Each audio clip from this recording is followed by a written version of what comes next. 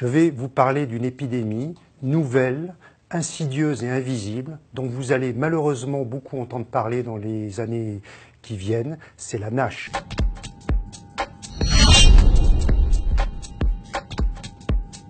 NASH, c'est l'acronyme du terme anglo-saxon non-alcoolique stéatohépatitis. C'est la maladie du foie gras.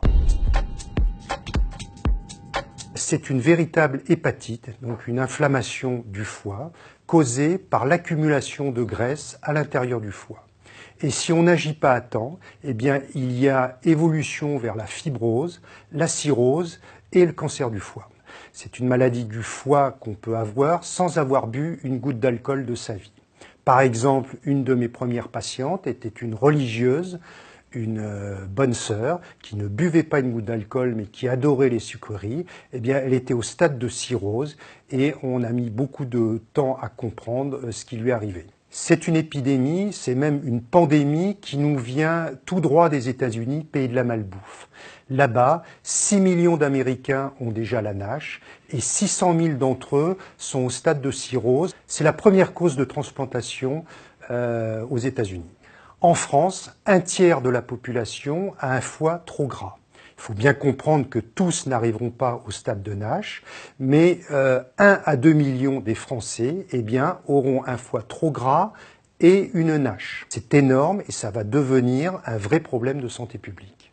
Attention, ça n'est pas parce que vous avez un foie trop gras, ce qu'on appelle une stéatose, que vous aurez forcément une NASH. La NASH, c'est la forme agressive du foie gras, qui évolue avec de la fibrose vers la cirrhose et le cancer du foie. Le gros problème avec la NASH, c'est que c'est une maladie invisible, silencieuse, insidieuse.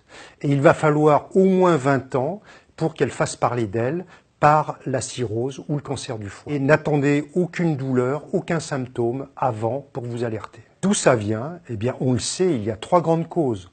On mange trop gras, trop sucré et on ne bouge pas assez, on ne fait pas assez de sport. En France, comme partout dans le monde maintenant, on baigne dans le sucre du matin au soir.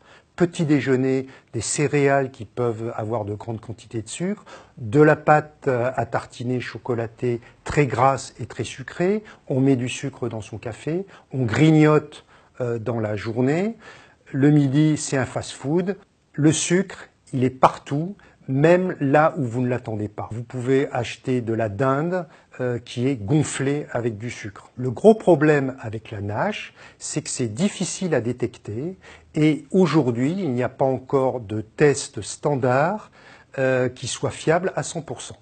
Bien sûr, l'alerte peut être donnée par la prise de sang avec un bilan hépatique perturbé, les transaminases, les gamma-GT qui sont élevés. L'échographie abdominale pourra montrer un foie chargé en graisse, donc une stéatose. Et dans les cas extrêmement difficiles, on peut être amené à faire une ponction de foie. C'est le diagnostic de certitude qui est fait très rarement actuellement.